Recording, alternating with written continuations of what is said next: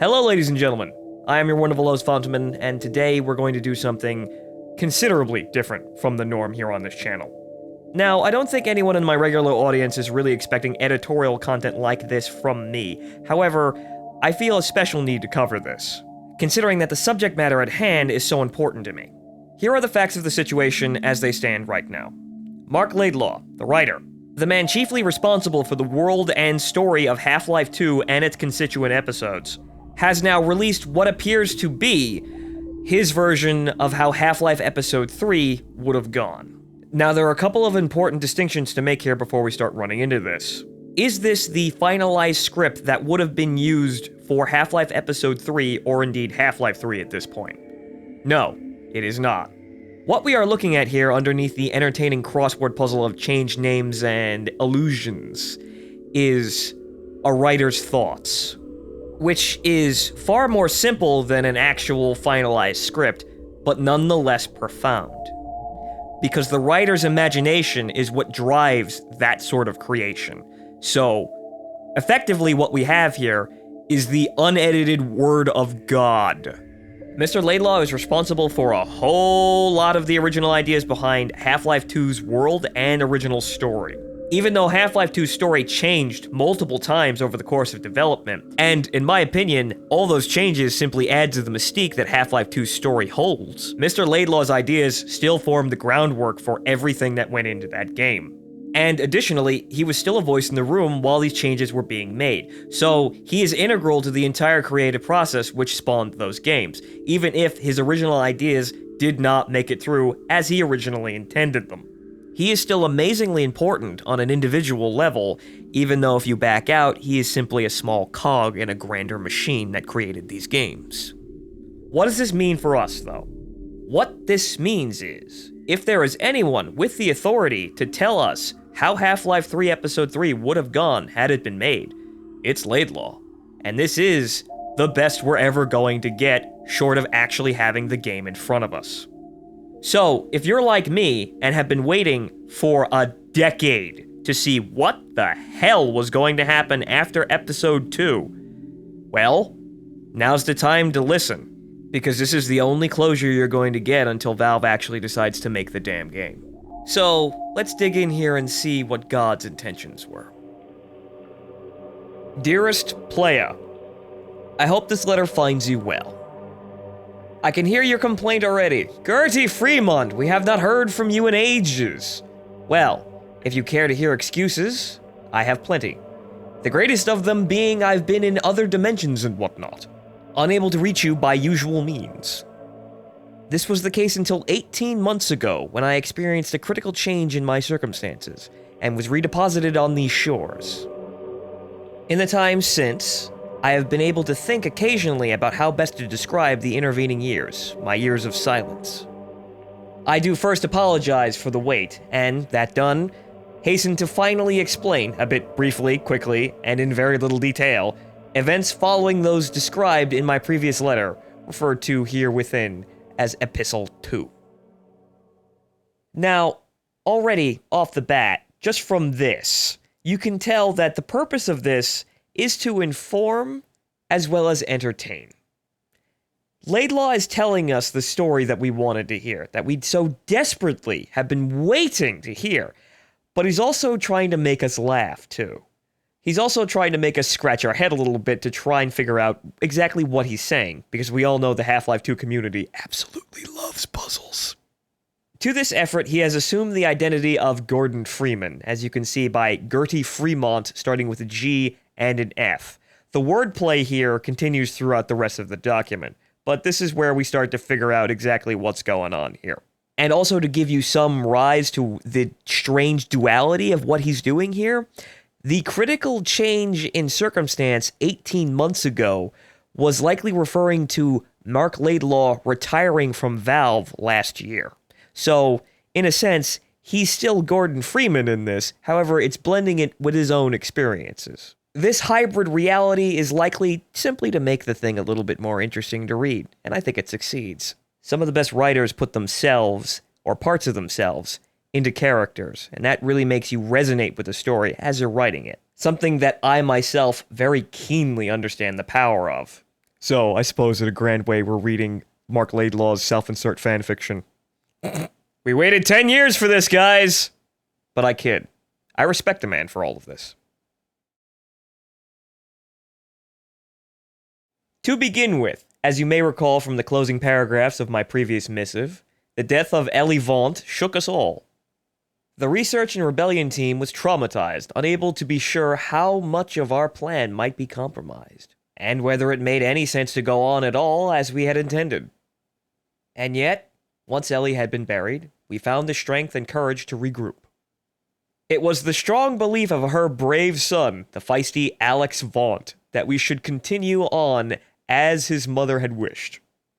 We had the Antarctic coordinates, transmitted by Ellie's longtime assistant, Dr. Jerry Maas, which we believed to mark the location of the lost luxury liner Hyperborea. Ellie had felt strongly that the Hyperborea should be destroyed rather than allow it to fall into the hands of the Disparite. Others on our team disagreed, believing that the Hyperborea might hold the secret to the revolution's success.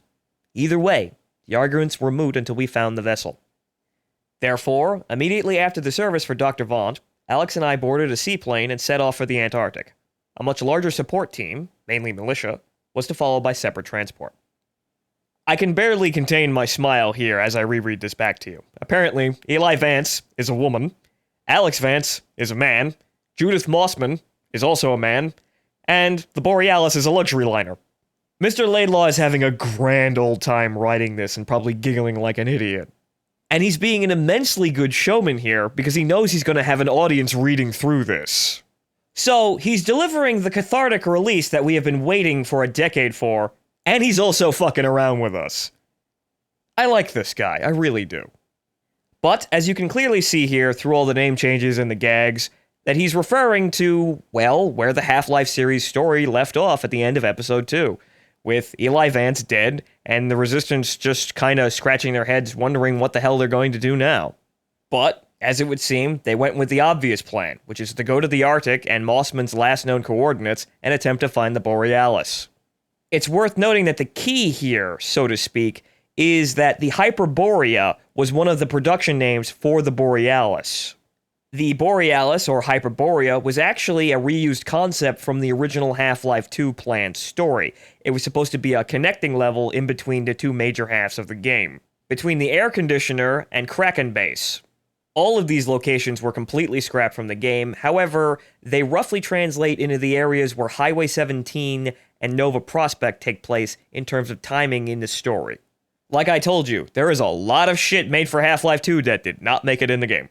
The Borealis, much like its story setup, suddenly reappeared in Half-Life 2 Episode 2. Now as a long-lost Aperture Science research vessel, it's used mainly to tie Half-Life and Portal stories together. Or was intended to, because the plot never advanced any further than that. Until now. Somewhat distantly from all of this, it's actually highly likely that the concepts for the Air Exchange, Kraken Base, and Weather Control chapters may have actually been reused if Episode 3 had actually gone ahead. And this might actually be a fair representation for the combine structures we see in the background of some of the leaked concept art for Episode 3. Specifically, the concept of the Air Exchange, or air conditioner, from the original Half-Life 2 planned story, which was an installation made by the Combine that was slowly sucking the atmosphere dry of oxygen, similar to how they were draining the oceans, as seen in Highway 17. This is just my own speculation, though.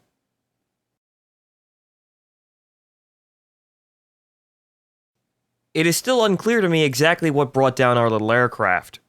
The following hours spent traversing the frigid waste in a blizzard are also a jumbled blur, ill-remembered and poorly defined. The next thing I clearly recall is our final approach to the coordinates Dr. Moss had provided, and where we expected to find the Hyperborea. What we found instead was a complex fortified installation, showing all the hallmarks of sinister Disparite technology. It surrounded a large, open field of ice. Of the Hypnos itself there was no sign, or not at first. But as we stealthily infiltrated the Disparite installation, we noticed a recurrent, strangely coherent auroral effect, as if a vast hologram fading in and out of view. This bizarre phenomenon initially seemed an effect caused by an immense Disparite lensing system. Alex and I soon realized that what we were actually seeing was the luxury liner Hyperborea itself. phasing in and out of existence at the focus of the Desperite devices. The aliens had erected their compound to study and seize the ship whenever it materialized. What Dr. Moss had provided were not coordinates for where the sub was located, but instead for where it was predicted to arrive. The liner was oscillating in and out of our reality. Its pulses were gradually steadying, but there was no guarantee it would settle into place for long, or at all. We determined that we must put ourselves into position to board it at the instant it became completely physical.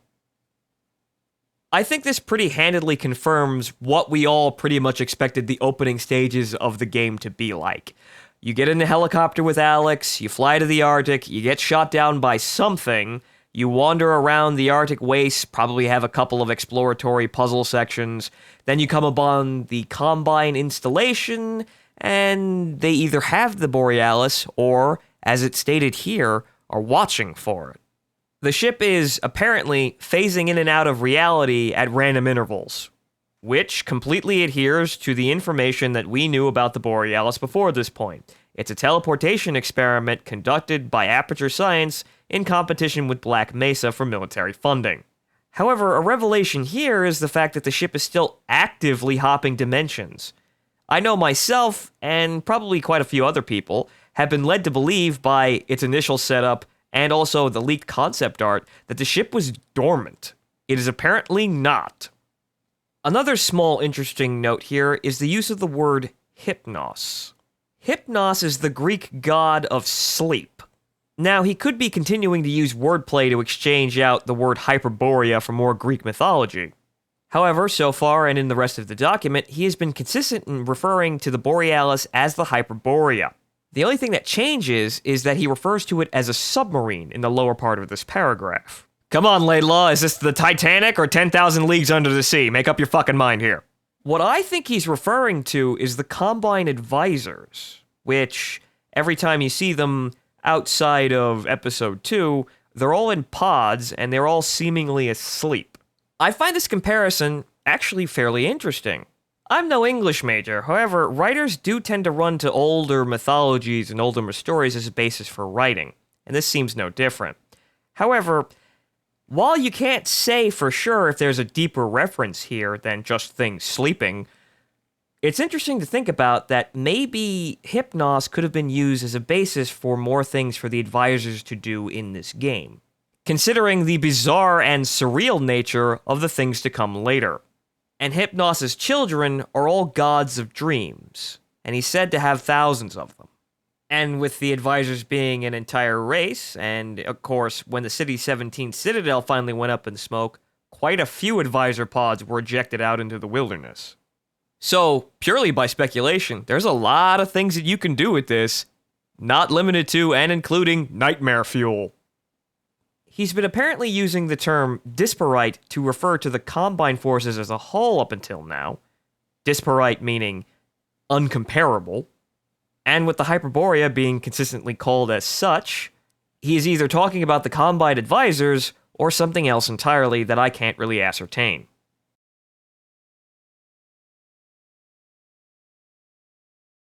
At this point, we were briefly detained, not captured by the disparite, as we feared at first, but by minions of our former nemesis, the conniving and duplicitous Wanda Bree. Dr. Bree was not as we had last seen her, which is to say, she was not dead. At some point, the disparite had saved out an earlier version of her consciousness, and upon her physical demise, they had imprinted the backup personality into a biological blank resembling an enormous slug. The Bree slug, despite occupying a position of relative power in the disparite hierarchy, seemed nervous and frightened of me in particular. Wanda did not know how her previous incarnation, the original Dr. Bree, had died. She only knew that I was responsible. Therefore, the slug treated us with great caution. Still, she soon confessed, never able to keep quiet for long, that she herself was a prisoner of the Desperite. She took no pleasure from her current grotesque existence and pleaded with us to end her life. Alex believed that a quick death was more than Wanda Bree deserved. But for my part, I felt a modicum of pity and compassion. Out of Alex's sight, I might have done something to hasten the slug's demise before we proceeded. Holy fucking shit, Dr. Breen is still alive! There are a number of theories and one-off stories written by other people as continuations to the story in mods and whatnot that cast Dr. Breen as still being alive. But even as an obvious and really rather overexplored eventuality, to have it here effectively canonized is actually something nice to see. Even all the way back to the closing stages of Half-Life 2, there was actually a precedent for this happening.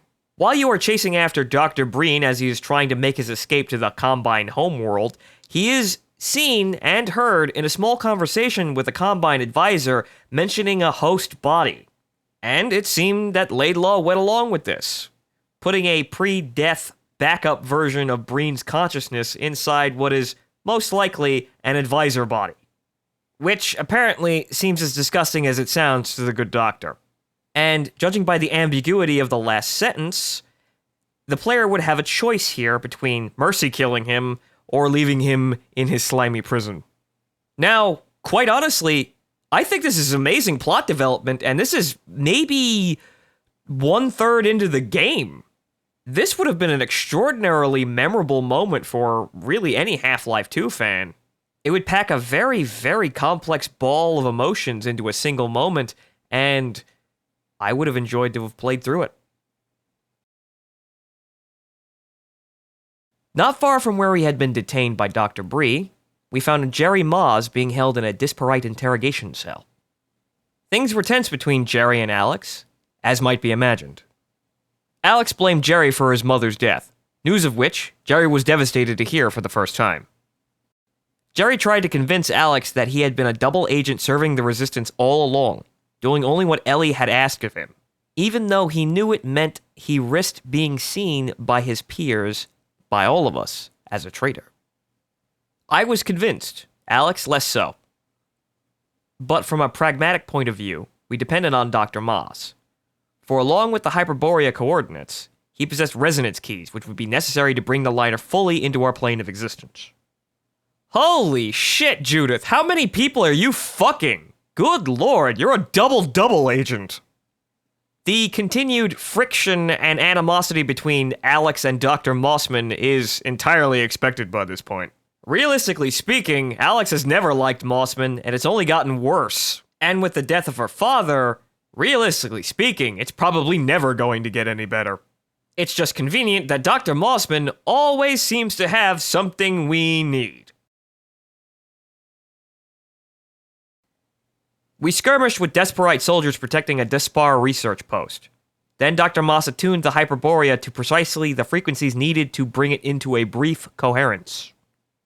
In the short time available to us, we scrambled aboard the ship, with an unknown number of Desperite agents close behind. The ship cohered for only a short time, and then its oscillations resumed. It was too late for our own military support, which arrived and joined the Desperite forces in battle just as we rebounded between universes, once again unmoored. Now, I'm sitting here attempting to imagine the sheer amazing spectacle of this set piece. The Borealis in the distance, after a flash of light, phases into existence and then comes crashing down onto the open ice field. You know, it is a converted icebreaker, right? You see, this is the joke here. Then, most likely by vehicle, you, Alex, and Mossman start a mad dash for the ship, with the Combine forces most likely trailing behind you in their own vehicles, maybe gunships, maybe hunter choppers, this sort of thing. Then off in the distance, or maybe all around you, the Resistance forces finally arrive and they begin their assault, maybe using a comedy collection of old military vehicles, helicopters, possibly tanks, and obviously infantry, to engage the Combine forces on the ice sheet. Men doing battle with striders, people jumping in between crevasses, and then, just in time, as the orchestra is swelling behind you, you roll onto the deck right as the Borealis blinks out of existence again. Holy fucking shit, why didn't anyone make this? It's fucking perfect! But no, we're totally concentrated on Counter-Strike Global Offensive, Dota 2, and Team Fortress hats. This is what Valve is doing instead of making this game. I'm mad. I'm really mad. Do I sound mad? 'Cause I am mad. And we are just getting to the best fucking part. Because the entire selling point of this game would be all of the crazy shit inside the Borealis. And Mr. Laidlaw does not disappoint with this. What happened next is even harder to explain. Alex Vaught, Dr. Moss, and myself sought control of the ship, its power source, its control room, its navigation center.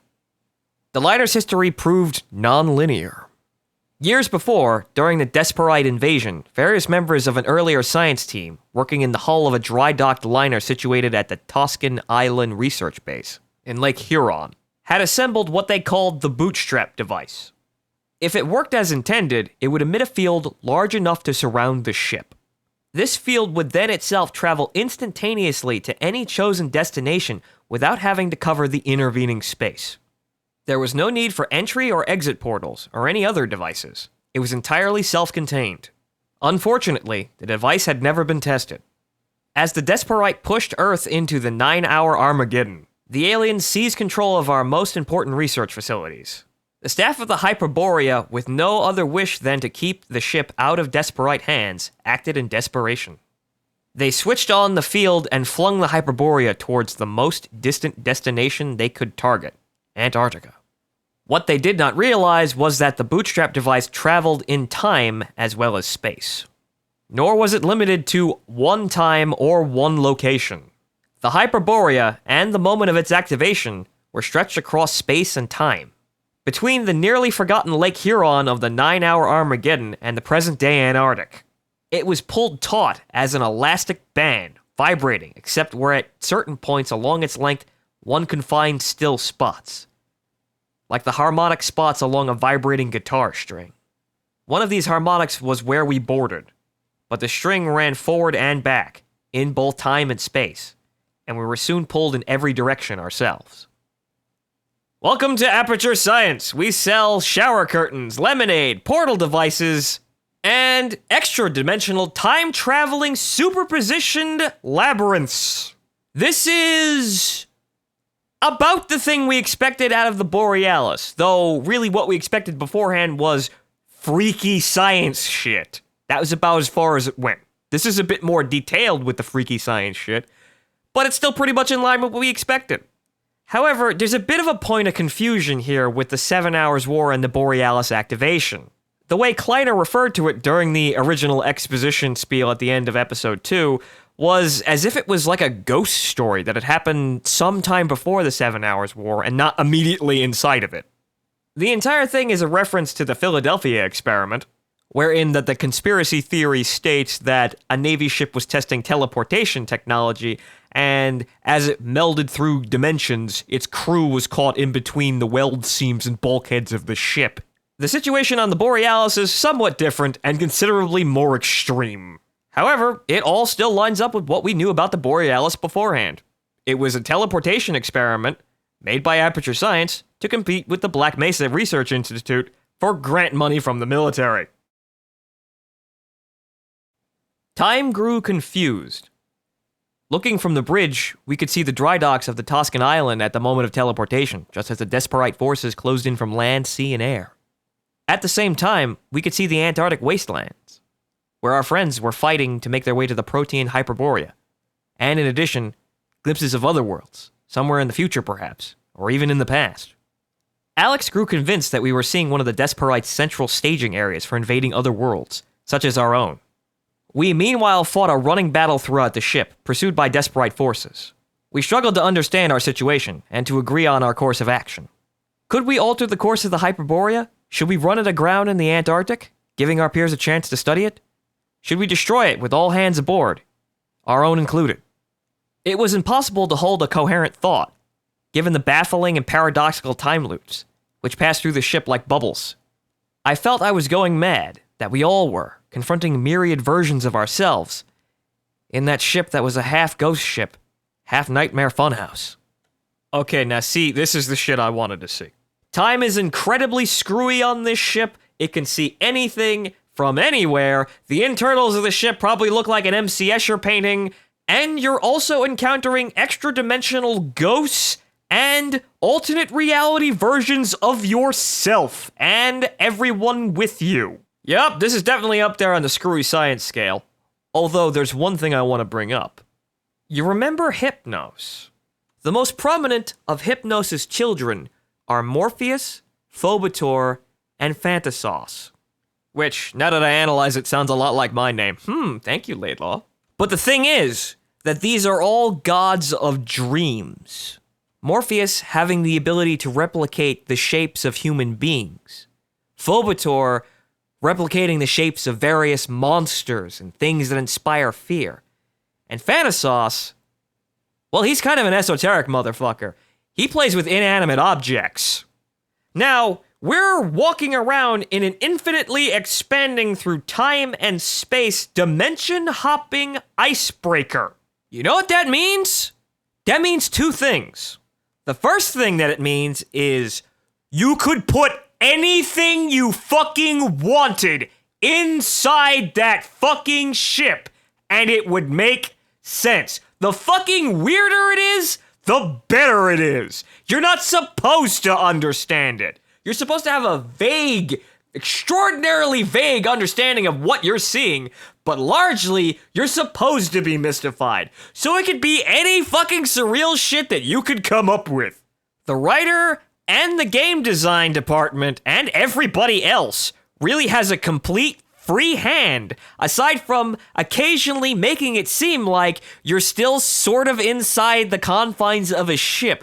But this can be very esoteric. You could basically just have random machinery put out on a flat plane of desert for one of these areas, and it still makes some sort of sense. And this segues into the second point, which is why I brought up Hypnos again. This is an amazing area to do some really, really imaginative and innovative boss fights. With the Combine advisors taking the form of Hypnos' children, as was implied by Laidlaw extraordinarily loosely, but I'm grabbing on that fucking thread because I like it. The Morpheus advisor would be trying to use human forms to either fool you, convince you to stop, or just outright try and kill you. The Phobator advisor would spawn horrible fucking monsters, like all of this shit in Zen, or anything new, really, to just try and outright fucking murder you. And with the Phantasos, you're playing fucking prop hunt with something trying to kill you. This is fucking gold! Guaranteed Game of the Year awards coming out of the fucking walls. Really, about the only excuse that you could really give me that would make me somewhat take pause is they weren't clever enough to figure all this shit out. They put out these ideas in front of them, these massively high bars, and then they realize that we can't come up with anything to really fill this up the way that we want to. That's somewhat acceptable, but still a pretty lackluster excuse, to be honest. Come on, you guys went to fucking college. Where's the initiative? Where's the drive? Where's all that creativity? Stop spending it on Team Fortress 2 hats, and then maybe you'd have some left over to make us a fucking game.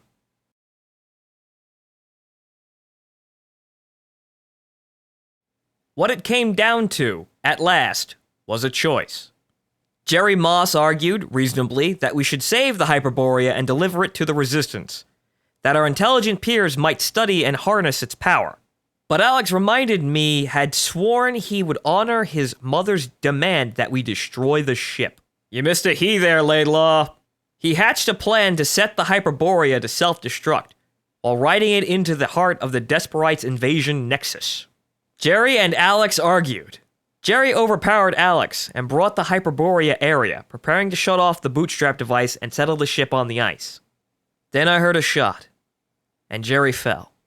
Alex had decided for all of us, or his weapon had. With Dr. Moss dead, we were committed to the suicide plunge. Grimly, Alex and I armed the Hyperborea, creating a time-traveling missile, and steered it into the heart of Desperite's command center. Alex is a good girl. Really. Honestly, this is all perfect character development.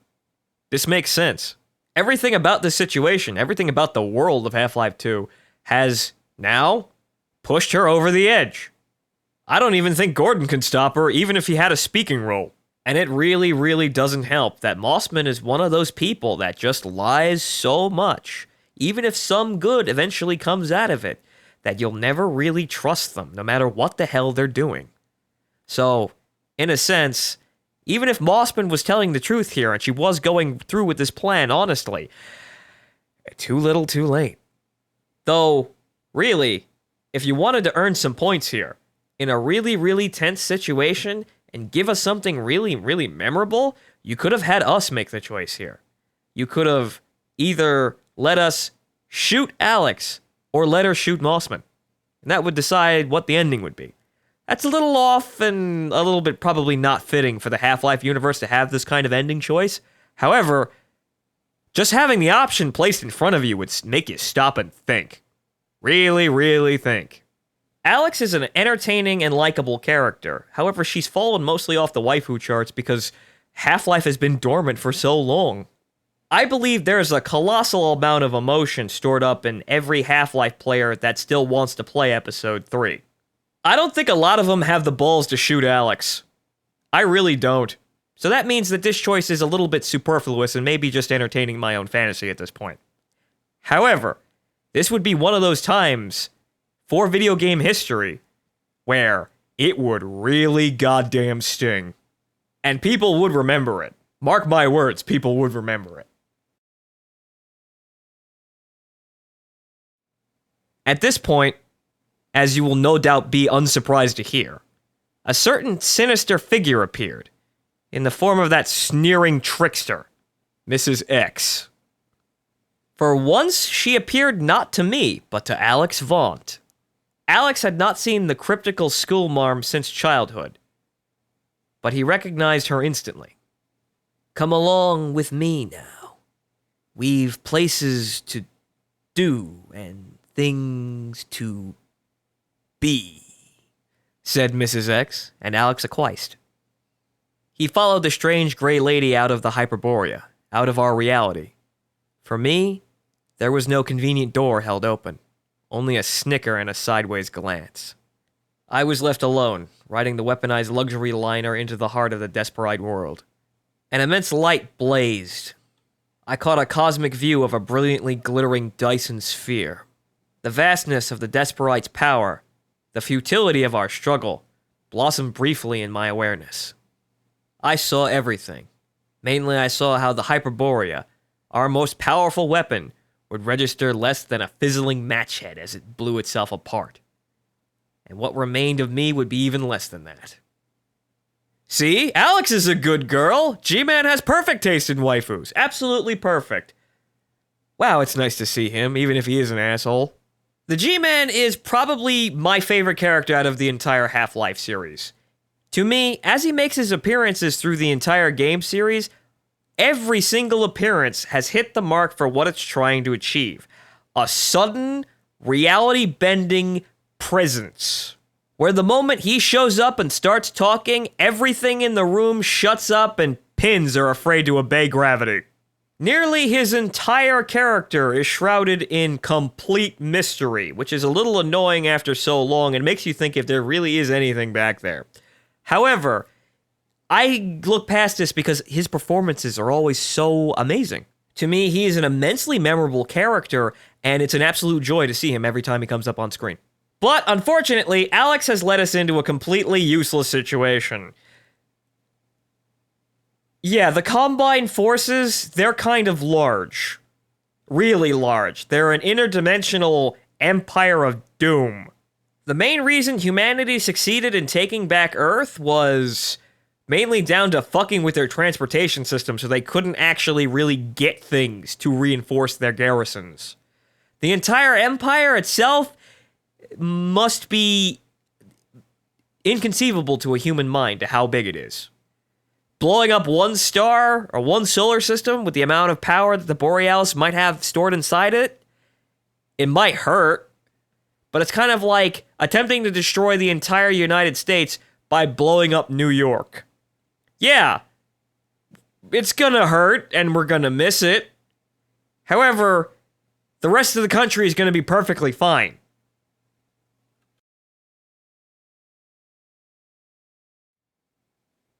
Just then, as you have surely already foreseen, the ghastly haunts parted their own checkered curtains of reality, reached in as they have on prior occasions, plucked me out, and set me aside. I barely got to see the fireworks begin. Now you see, you could always count on the Vortigaunts to be cryptic and extremely helpful. Once again, paying Gordon Freeman back from saving them from enslavement and oppression in the original game, even if you had to mow down hundreds of them on the way to doing it.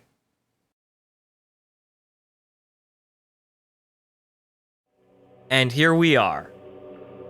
I spoke of my return to this shore. It has been a circuitous path to lands I once knew, and surprising to see how much of the terrain has changed.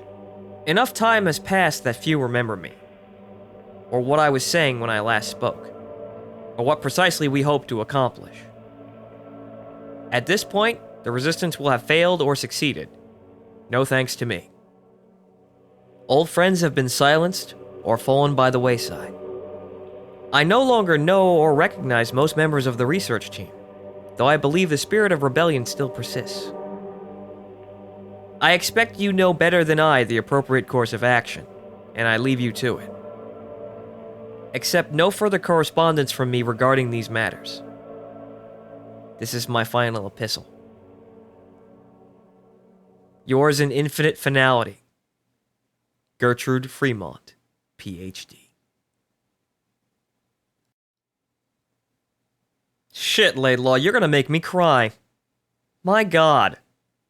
Now, there is a lot that you could potentially take from this closing statement, and not all of it regarding the game itself. Maybe Laidlaw is also frustrated with the state that Valve is in. Maybe he himself is disappointed with the fact that his work is being slowly forgotten and moved on from, and though he wants to continue, the powers that be will not let him do that. And this is the best he can do for us. Write us a little story. Give us the ending we wanted. Make us feel a little better. Entertain us. You can't ask for anything more from even the best writers in history. Though it may not be my place to really infer so deeply into what the man is thinking right now.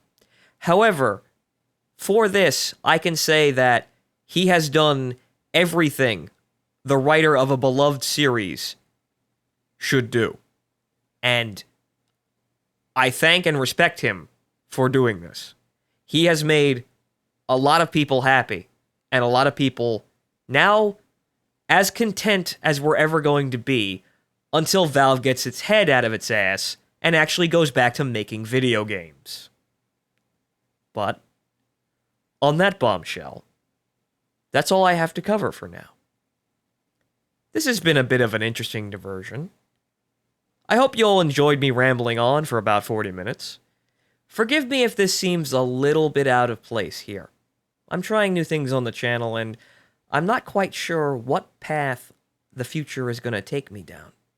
But forgive me, Half-Life is one of my favorite video game series of all time.